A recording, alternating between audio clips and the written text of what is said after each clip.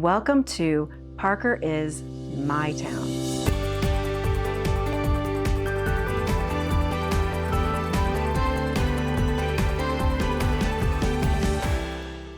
Hi, I'm Ann Barrington, owner of the Barrington Group Real Estate, and today I feel very lucky because I am sitting here with some of my lovely agents, and I love all of them, but I want everyone else to get a chance to get to know them better.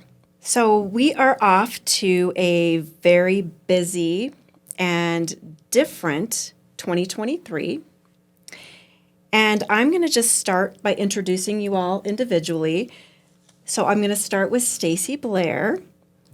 Stacy, not only do you work in the luxury market, but you also work a lot with buyers, and not just luxury buyers in all price ranges. So I wanted to talk to you a little bit about the property that I just recently listed, because we had multiple offers on it and it was under contract in just a matter of days. And I just don't feel like this is the norm for what we're going to see in 2023. And I'm hoping that you can talk to us a little bit about what you think we're going to see with buyers in 2023. I believe you're right. I think that's probably not the norm. But it doesn't mean it won't happen here and there. I think that's going to be property specific. There's just some houses that are hot and everybody wants it. But last year we saw that happen with just about every single house because there was barely any to choose from. So now that we have double the inventory that we had last year, bidding wars have eased because the rates are a little bit higher. We're even seeing a lot of sellers offering concessions to the buyers. And basically it's in the form of lowering their payment for the first year or two. But ultimately, that's something that was unheard of last year. You never saw any of that. And you also aren't seeing buyers have to spend every last dollar they have covering an appraisal gap or, God forbid, waiving an inspection. It's just a more enjoyable, I think, experience coming into 2023 for the buyer because they've been getting beat up for quite a few years, and it's been difficult. And I recently heard a stat that said 80% of buyers that have bought in the last couple years feel like they settled. And wow. I think going into this next year, we're going to see less of that, and they're going to be able to be more discerning and take it or leave it kind of circumstances as opposed to just taking whatever they can get. So they had to make a $500,000 decision in 15 minutes. Mm-hmm. And that's stressful. And we were also seeing a lot of them go out of contract because people were making such split-second decisions that they changed their mind after they were under contract. They got buyer's remorse very quickly. So I think you're just able to, make a better and educated decision in this market. And I mean, when you're buying a house, I think that's the most important thing. So I think this is great information, Stacy, and I agree with you. I think it's a great time for buyers to get into the market without competing. So let's talk to you, Jill. You exemplify what I call the Barrington Group Red Bow experience. You're such a gentle soul, and you go out of your way to help your clients reach their goals. And you really have a unique specialty. Work with the aging population, and it really requires a whole different skill set. You have an SRES designation, which stands for Senior Real Estate Specialist, and you're also a Certified Probate Real Estate Specialist, which CPRS, I believe, is the designation for that. And you have so much patience, and many homes that you sell can take up to a year or even longer before they even go on the market. So why don't you tell me a little bit about the process of what you do when you are assisting seniors? Well, it's true, Ann. Sometimes those transactions do take up to 13 months. And it's not really just a transaction, right? It's a whole relationship. It's a transition. It's a long process. There's a lot of moving parts. And I do kind of become a project manager in a lot of ways, working right along with my client to manage whatever they need. So it is more of a hands-on type of transition. There's a lot of financial and emotional parts in transitioning a home. Sometimes when you have to downsize, maybe from like 4,500 square feet down to 1,500. Like, what does that look like? It's challenging. So when I meet with my client, I really like to get to know them on a more personal level, kind of do a needs assessment to find out kind of what their level of care is and where they're moving to, where they want to go. What community are they looking for? Are they looking for strictly independent living? Do they need assisted living?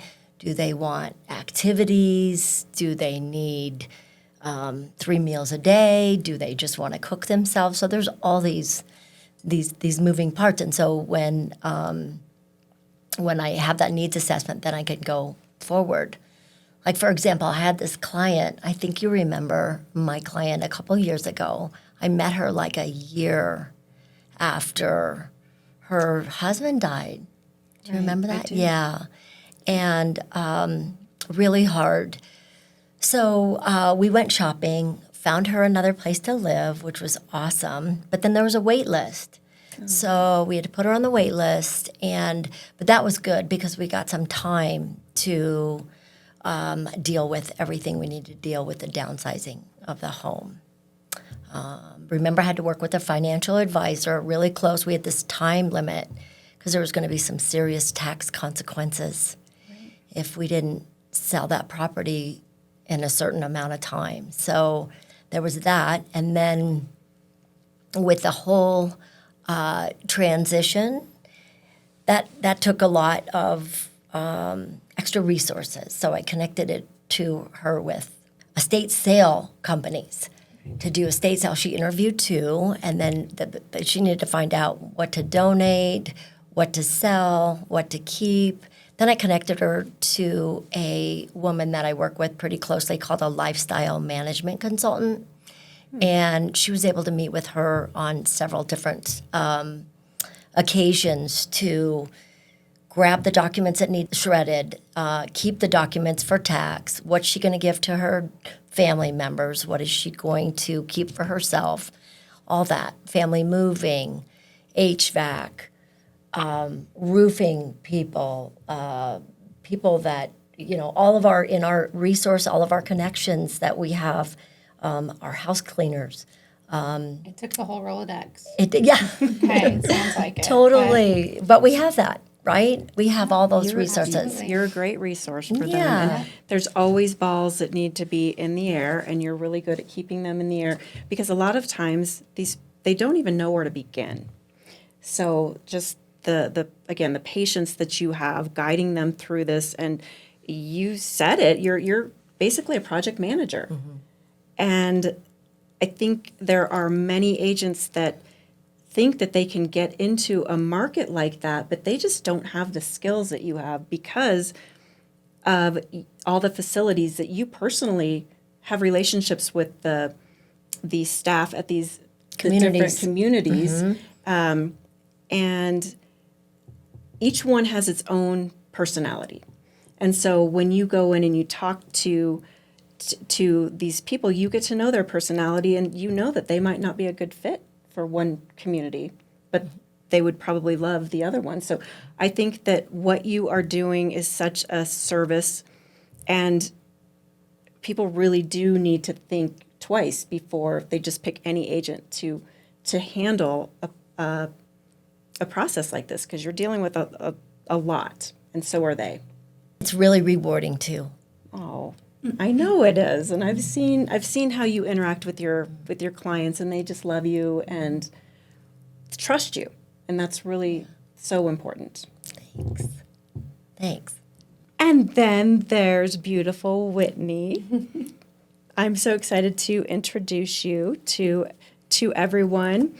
Another smile that brightens a room, and you have an authenticity about you that it's so genuine. And you have a true passion to serve people. And you're very collaborative with your teammates, and you have just a way about you that's truly calming. It's a really important trait to have in real estate because you are a therapist. And we all know that. So, anyway, you can make anyone feel comfortable, and you act like there's no dumb questions. And so I know that your clients appreciate that. And, although you're the newest member of my team, you're certainly not new to real estate. You are actually a third generation realtor. I kind of wanted to have you tell a story because we had a home that we co-listed, and it actually sat on the market for almost 4 months, which was unheard of until the summer. And then we were seeing it a lot. So do you think that we're going to continue to see this kind of a trend in 2023? I know that 2023 can be confusing and maybe unknown for a lot of people in the real estate world. I certainly hope not. I think that pricing your home properly is one of the first most important things that you can do when selling your house. If you price it too high, it can sit on the market. You can almost guarantee a price reduction, at least one, maybe two. In our case, I think we had three. But if you price it too low, people might think that something's wrong with your home when there is nothing wrong with it. It's just not priced right. So I think it's important for people to not look back at 2022. We need to stay in the market that we're in today. It is a different market, and the right agent can help you maximize your profits on your listing. Those are all such great points because you can price yourself right out of the market if you're too high or you're too low. So it really takes an expert like you to come in and do a market analysis for your clients. And I think those are great tips. So thank you so much. We hope that you have really enjoyed this segment. Thank you for joining us. And I hope that you're learning something and that you'll join us next time. And if you like what you're seeing, I hope that you will like and subscribe.